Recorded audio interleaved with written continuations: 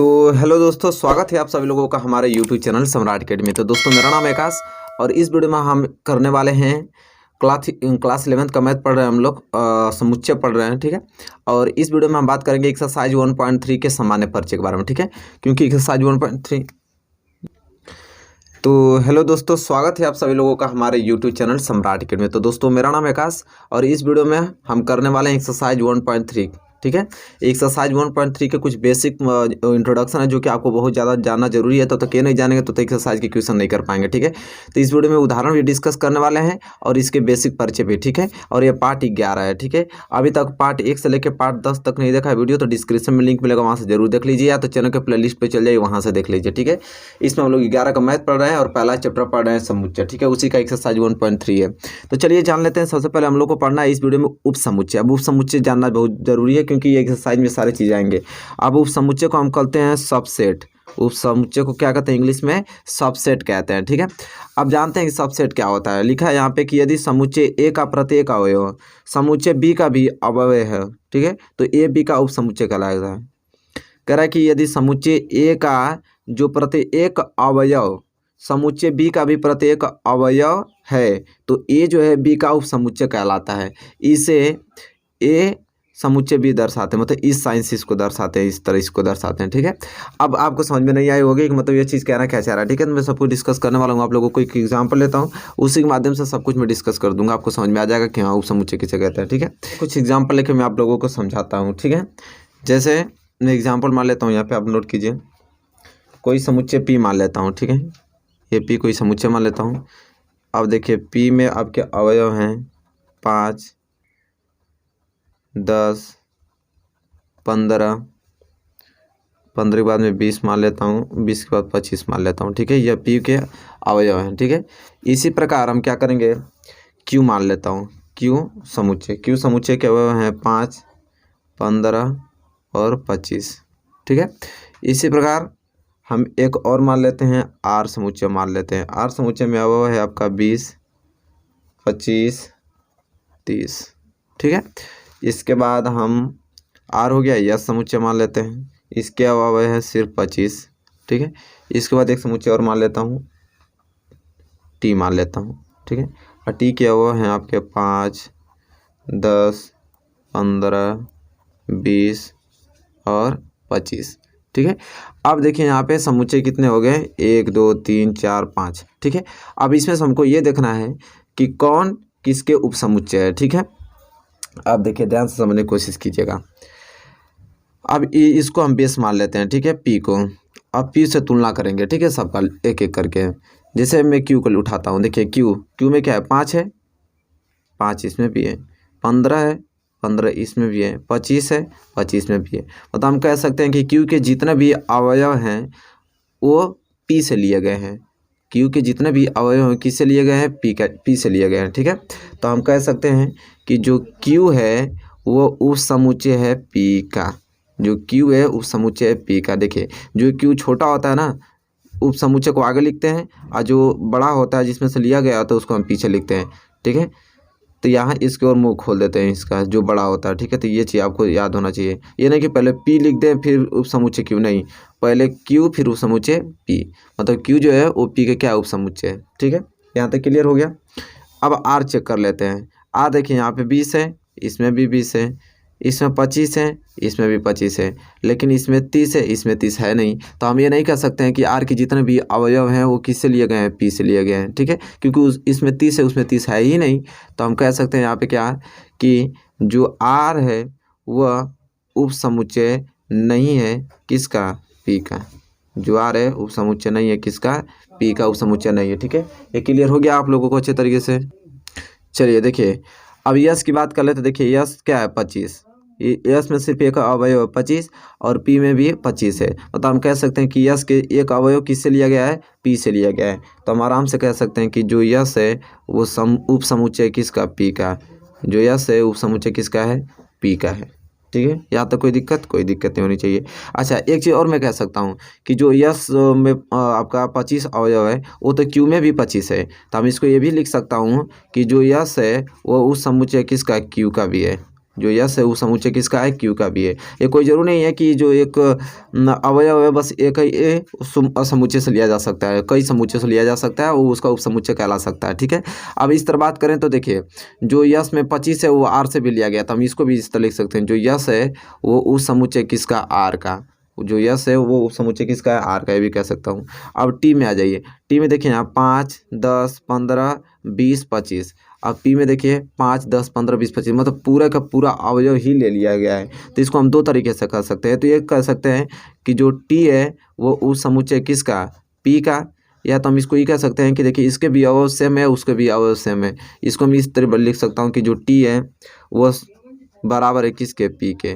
तो टी बराबर है पी के भी। और परिभाषा के तौर पे देखे जाए तो परिभाषा तो यही कहता है कि इसके प्रत्येक वो अगर इससे लिए गए हों तो वो उसका उपसमुच्चय कहलाता है। तो देखिए इसके सारे प्रत्येक इसमें लिए गए हैं तो उपसमुच्चय भी कह सकते हैं, या तो आप टी बराबर पी भी कह सकते हैं कि इसके जितने भी अवयव हैं वो सभी टी में हैं, टी और पी के सभी अवयव दोनों के एंस सेम है। तो मैं इसको इस तरह भी लिख सकता हूँ। तो उपसमुच्चय आपको समझ में आ गया होगा कि उपसमुच्चय किसे कहते हैं। यदि समुच्चय कोई भी, जैसे समुच्चय ए का प्रत्येक अगर समुच्चय बी का भी प्रत्येक है तो वो उसका क्या कहलाएगा, उपसमुच्चय कहलाएगा। तो परिभाषा में लिख ही दिया था, एग्जाम्पल के तौर पर आप लोगों को अच्छे तरीके से समझा दिया।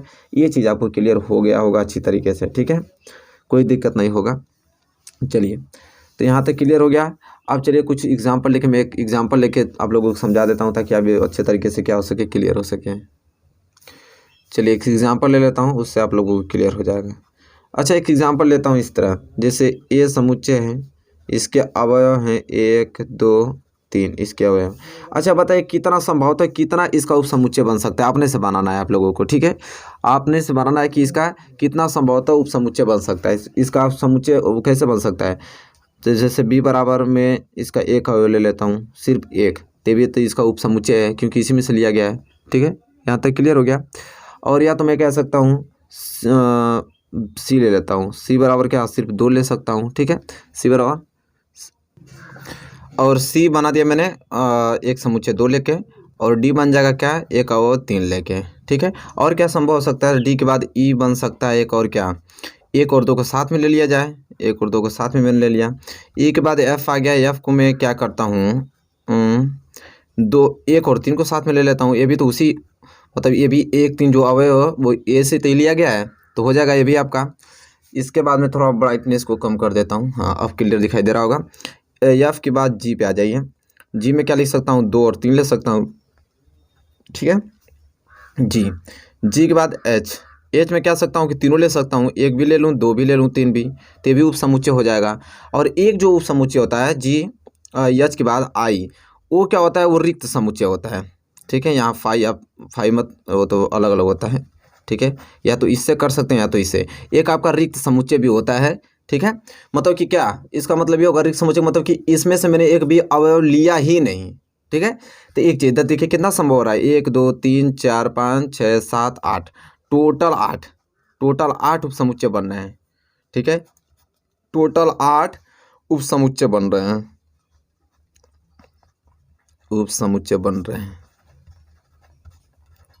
ठीक है, तो ये बताइए कि अभी तो 3 दिया है, इसी तरह 1, 2, 3, 4, 5, 6, 7 दे दिया, फिर कहीं बताइए कितने टोटल उपसमुच्चय बनेंगे, तो खूब आप बना लिए। ठीक है, तो उस तरह क्या होगी, दिक्कत होगी। ठीक है, तो उसके लिए एक फार्मूला आता है कि आप तुरंत बना सकते हैं, कोई भी पूछेगा कि इसका कितना उपसमुच्चय बन सकता है तो आप तुरंत बता सकते हैं। तो उसका फार्मूला लिखिए कि कुल उपसमुच्चय, जब भी पूछे कुल उपसमुच्चय बराबर होता है 2 पे पावर n। क्या होता है, 2 पे पावर n, क्या आता है, 2 पे पावर n। ठीक है, अब यहाँ n जो है वो अवयवों की संख्या है, n जो है अवयवों की क्या है, संख्या है, अवयवों की क्या है, संख्या स्टूडेंट। ठीक है, जैसे इसी एग्जाम्पल को देख लिए कि जैसे यहाँ पे दिया था कि समुच्चय a बराबर 1, 2, 3। ठीक है, और यहाँ पूछ देगा कि ये मतलब इससे कितने कुल उपसमुच्चय बन सकते हैं, तो 1, 2, 3, n बराबर यहाँ पे क्या आ गया, 3, मतलब अवयव की संख्या, नंबर ऑफ एलिमेंट्स। ठीक है, n बराबर 3 आ गया। और कुल अवयव की संख्या निकालना होगा यहाँ पे कि कुल अवयवों की संख्या, और कुल अवयवों की संख्या अगर मुझे निकालना हो तो मैं क्या कर सकता हूँ, 2 पे पावर n का वैल्यू कितना है 3, मतलब 2 दूनी के 4 दूनी के 8, 8 आ गया कि नहीं। तो उस तरफ भी 8 आया था, इस तरफ भी, तो इस तरह डायरेक्ट आ जाएगा। जितना भी बड़ा कितना भी क्यों ना अवयव हो, ठीक है, बस अवयव की संख्या मालूम है, मैं उसका तुरंत निकाल दूंगा कि इसका कुल उप समुच्चय कितना बन सकता है, ठीक है। तो यह क्लियर हो गया होगा। तो मतलब फार्मूला याद कर लीजिएगा आप लोग। तो ये चीज़ आपको उप समुच्चय तो समझ में आ गया, उप समुच्चय तो क्लियर हो गया ना, नो डाउट होना चाहिए स्टूडेंट उप समुच्चय में। चलिए तब उप समुच्चय क्लियर हो गया तो आगे बढ़ते हैं और अगला हेडिंग देखते हैं। देखिए स्टूडेंट, अब अगली हेडिंग आ गई उचित उप समुच्चय जिसे प्रॉपर सबसेट कहते हैं, और अधिक समुच्चय जिसे सुपर सेट कहते हैं। ये अब ये क्या होता है, तो बस उसी कंक्लूजन से निकल के आया है, मतलब उसी का नामकरण है। जैसे मैं अभी क्या लिखा था कि ए समुच्चय क्या है, 1 2 3 है, ठीक है। अब इससे कितने उप समुच्चय बनाए जा सकते हैं, ठीक है, इससे कितने उप समुच्चय बनाए जा सकते हैं ये देखना था। तो क्या क्या बन रहा था इससे, तो एक तो आपका खाली समुच्चय बन रहा था, एक आपका 1 बन रहा था, ठीक है, एक आपका 2 बन रहा था, एक आपका 3 बन रहा था, और एक आपका 1 और 2 बन रहा था, एक आपका 1 और 3 बन रहा था, एक आपका 2 और 3 बन रहा था, और एक आपका क्या है 1 2 3 बन रहा था, ठीक है। ये सारी चीज़ें हैं। अब देखिए उचित उप समुच्चय किसे कहते हैं। उचित उप समुच्चय देखिए यहाँ से लेकर जो यहाँ तक आपको वैल्यू दिखाई दे रही हैं, ठीक है, इसको छोड़ाकर 1 2 3, क्योंकि इसके सारे के सारे एलिमेंट्स इसमें आए हैं, ठीक है, सारे के सारे अवयव इसमें आए हैं, ठीक है। तो सिर्फ इसको छोड़ाकर ये जितने बन रहे हैं ये सभी उचित उप समुच्चय होते हैं, उचित उप समुच्चय होते हैं, उचित उप समुच्चय होते हैं, ठीक है, जिसे हम क्या कहते हैं प्रॉपर, ठीक है, प्रॉपर सबसेट कहते हैं, प्रॉपर सबसेट कहते हैं, ठीक है। और ये जो होता है जिसके सारे एलिमेंट्स ले लिए जाते हैं उसे हम बोलते हैं improper, improper subset, improper subset. उप समुच्चय नहीं है, मतलब उचित उप समुच्चय नहीं है, इसे क्या बोलते हैं उचित उप समुच्चय नहीं है, ठीक है। ये चीज़ आपको क्लियर होना चाहिए। अधिक समुच्चय क्या होता है, जिससे यह जो पूरा बेस मानते हैं, जिससे मतलब सारे उप समुच्चय निकालते हैं, उसे हम बोलते हैं सुपर सेट। क्या बोलते हैं सुपर सेट बोलते हैं, मतलब अधिक समुच्चय बोलते हैं। तो अधिक समुच्चय भी आपको क्लियर हो गया कि अधिक समुच्चय किसे कहते हैं, जिससे हम किसी चीज़ की तुलना करते हैं, मतलब उससे एलिमेंट्स निकालते हैं, और जो एलिमेंट्स निकलते हैं उसे उचित उप समुच्चय बोलते हैं। अब बस जो जिसके जितने एलिमेंट्स रहते हैं उसी का पूरा एलिमेंट्स ले लिया जाता है, जैसे यह चीज़, तो इसे हम बस उचित उप समुच्चय नहीं बोलते, मतलब इम्प्रॉपर सबसेट बोलते हैं। तो बस यही चीज़ है और कुछ नॉर्मल और कुछ नहीं है, ठीक है, आपको समझ में आ गया होगा। एक इसके बाद हेडिंग आती है, उसको भी देखना जरूरी है, वो आता है एकल, एकल समुच्चय। अब एकल समुच्चय क्या होता है उसको भी देख लीजिए। अब एकल समुच्चय को इंग्लिश में कहते हैं सिंगलेटन। क्या बोलते हैं सिंगलेटन, सिंगलेटन सेट, ठीक है। अब एकल समुच्चय बहुत इजी होता है, बहुत मतलब नॉर्मल है, ये तो बहुत छोटा ही है। एकल समुच्चय जिसमें केवल एक अवयव हो, क्या, इसकी छोटी सी डिफिनेशन है, जिसमें केवल क्या हो, केवल एक अवयव है, एक अवयव है। अब एक अवयव का मतलब कि क्या, एक अवयव का मतलब सिर्फ जैसे 2 में लिख दिया, फिर सिर्फ 3 लिख दिया, सिर्फ 5 लिख दिया, तो सिर्फ एक अवयव होना चाहिए। ये नहीं कि अच्छा इस तरह भी लिख दूंगा तो ये खाली समुच्चय हो गया, ठीक है, तो ये भी नहीं होगा, ठीक है। 2 3 लिख दूंगा तो ये भी आपका एकल समुच्चय नहीं होगा। एकल समुच्चय वो होता है जिसमें सिर्फ एक अवयव हो, उसे हम क्या बोलते हैं एकल समुच्चय बोलते हैं स्टूडेंट। अब एकल समुच्चय भी क्लियर हो गया होगा। तो एकल समुच्चय, उचित उप समुच्चय, अधिक समुच्चय किसे कहते हैं, उप समुच्चय किसे कहते हैं, ये सारी चीज़ें आपको क्लियर हो गया होगा, ठीक है। अब हम करेंगे एग्जाम्पल करेंगे, तब आपको समझ में आएगा कि हाँ क्या चीज़ है क्या नहीं है, ठीक है। अब एग्जाम्पल हम लोग जितने एक्सरसाइज के एग्जाम्पल बनते हैं वो कुछ एग्जाम्पल्स करने वाले जो इंपॉर्टेंट है इसके आधारित है उसको देख लेते हैं। तो चलिए दोस्तों देख लेते हैं उदाहरण नंबर 9, ठीक है। उदाहरण नंबर 9 से सब क्लियर हो जाएगा। और उदाहरण नंबर 9 दिया है कि नीचे लिखे समुच्चय पर विचार कीजिए। फाई, फिर ए समुच्चय 1 3 अवयव दिया है, बी का 1 5 9 दिया है, सी का 1 3 5 7 9 दिया है। करा कि प्रत्येक समुच्चय युग्म के बीच सही प्रतीक समुच्चय है अथवा नहीं है भरना है आप लोगों का। इसका मतलब क्या होता है कि उप समुच्चय है, इसका मतलब क्या होता है उप समुच्चय है, इसका मतलब उप समुच्चय नहीं है, ठीक है। अच्छा फाई, अब बताइए कि फाई बी का उप समुच्चय है, तो देखिए ये इसमें फाई है, क्या फाई बी के अब फाई दिखाई दे रहा है, क्या बी में कोई फाई दिखाई दे रहा है, नहीं दिखाई दे रहा। तो हम कह सकते हैं कि जो फाई है वो बी का उपसमुच्चय होगा या नहीं होगा। ठीक है, तो एक चीज़ अभी मैं जस्ट पीछे बताया हूँ कि जो फाई मतलब क्या होता है, फाई को तो हम रिक्त समुच्चय भी कहते हैं, और रिक्त समुच्चय सबका होता है, मतलब कि सब में रिक्त समुच्चय आता है, सब में रिक्त समुच्चय आता है, मतलब फाई का चाहे रिक्त समुच्चय सबके उपसमुच्चय होते हैं, इतना चीज़ याद रख लीजिए। तो भाई क्या पूछा है कि फाई बी का आपका उपसमुच्चय है कि नहीं, तो बिल्कुल है, क्योंकि ये तो सबका होता है, तो हम इसको ऐसे लिख देंगे, उपसमुच्चय का साइन यही सही तो होता है, बिल्कुल हो गया। ए बी का उपसमुच्चय है, तो ए में क्या है, 1 और 3 है, और बी में तो 1 है लेकिन 3 नहीं है, तो हम कह सकते हैं ए जो है वो बी का उपसमुच्चय नहीं है। उपसमुच्चय नहीं का मतलब इस तरह साइन होता है। ठीक है, क्लियर हो गया। इसी तरह ए जो है सी का उपसमुच्चय है कि नहीं, तो ए जो है सी का, तो इसमें तो 1 और 3 दिया है, इसमें भी 1 और 3 दिया है, मतलब ए के जितने भी अवयव हैं सब सी में से लिए गए हैं, तो हम लिख सकते हैं कि ए जो है वो सी का उपसमुच्चय है। ए जो है सी का क्या है, उपसमुच्चय है। ठीक है, क्लियर है यहाँ पे। फिर बात कर लेते हैं चौथा में दिया है कि बी सी का उपसमुच्चय है कि नहीं, तो बी जो है सी का उपसमुच्चय है कि नहीं, तो इसमें 1 5 9, इसमें भी 1 5 9 मिल रहा है, मतलब हम कह सकते हैं बी जो है वो सी का उपसमुच्चय है। ठीक है, तो उपसमुच्चय समझ में आ गया ना कि उपसमुच्चय क्या होते हैं और उपसमुच्चय कब नहीं होते, तो क्लियर हो गया। अगर इसके प्रत्येक अवयव अगर उसमें से लिए गए हों तो उपसमुच्चय होता है, तो क्लियर हो गया। तो ये चीज़ आपको अच्छी तरीके से आ जानी चाहिए। इसी के साथ हम उदाहरण नंबर 10वें की ओर बढ़ सकते हैं, और उदाहरण 10वां देख लेते हैं कि उदाहरण 10वां क्या बोल रहा है, उसको भी हल कर लेते हैं। उदाहरण 10वां, ठीक है, चलिए मैं लिख लेता हूँ आपके साथ ही, छोटा है। जैसे लिखा है यहाँ पे कि मान लीजिए, क्या लिखा है कि मान लीजिए कोई ए समुच्चय दिया है, इसके अवयव दे रखे हैं ए ई आई ओ यू, इसके अवयव दे रखे हैं। ठीक है, फिर बी जो समुच्चय दिया रहा है उसका अवयव है ए बी सी डी, और फिर लिखा है कि क्या ए बी का एक उपसमुच्चय है, क्या ए बी का एक उपसमुच्चय है, अब ये पूछ रहा है, तो आप ही देख लीजिए कि उपसमुच्चय है कि नहीं।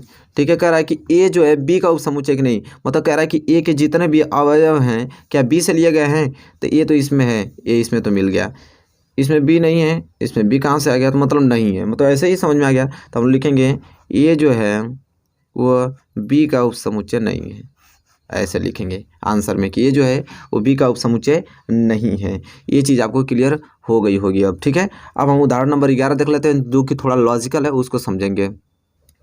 चलिए देख लेते हैं उदाहरण नंबर 11। उदाहरण नंबर 11 में हमसे एक एग्जाम्पल पूछा है, मतलब कह रहा है कि एक उदाहरण बताइए, और कंडीशन दे रखा है कि मान लीजिए कि ए बी सी 3 क्या है, एक समुच्चय हैं दे रखा है कि ए बी सी क्या है, 3 उपसमुच्चय हैं, और सॉरी समुच्चय हैं। यदि ए बिलोंग करता है बी से, मतलब ए के प्रत्येक अवयव बी में होने चाहिए, तथा बी उपसमुच्चय सी का, तो क्या यह सत्य है कि जो ए होगा वो सी का उपसमुच्चय होगा। ठीक है, और यदि नहीं तो एक उदाहरण दीजिए। अगर ऐसा नहीं होता है या होता है तो एक उदाहरण देकर हमको समझाना है स्टूडेंट। ठीक है, तो चलिए जान लेते हैं, जैसे जैसे कंडीशन दिया वैसे बनाते हैं।